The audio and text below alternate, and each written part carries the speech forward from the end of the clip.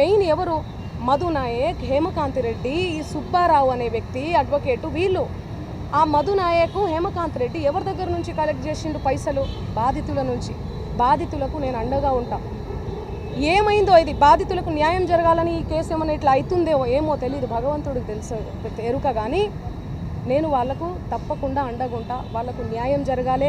ఈ మధు నాయక్ని, హేమకాంత్ రెడ్డి గారిని, నా మీద బ్యాడ్గా దుష్ప్రచారం చేసిన అన్ని సోషల్ మీడియా ఛానల్స్ అన్నీ కూడా తిరిగి దుష్ప్రచారం చేసినటువంటి ఆ సుబ్బారావు గారికి కూడా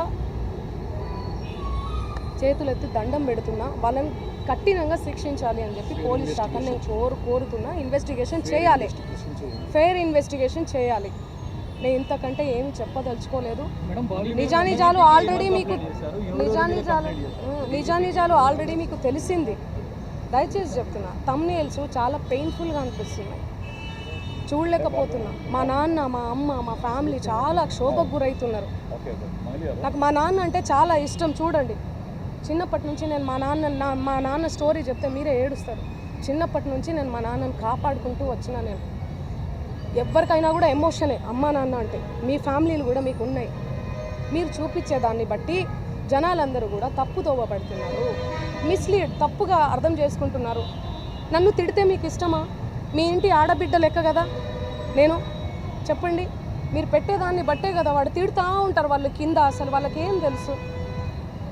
ఏం మాట్లాడినా కూడా అసలు గాడిద మీద కూర్చొని పోతే అసలు గాడిద మీద కూర్చొని పోతుంది అంటారు.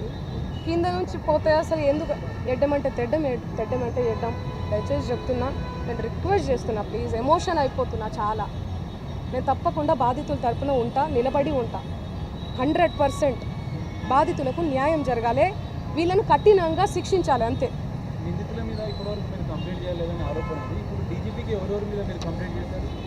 మేము ఆల్రెడీ నార్సింగ్లో 23వ తారీఖే మేము చేసాము. సుబ్బారావు గారి మీద చేశాము, అండ్ వీళ్ళ మీద కూడా చేశాము.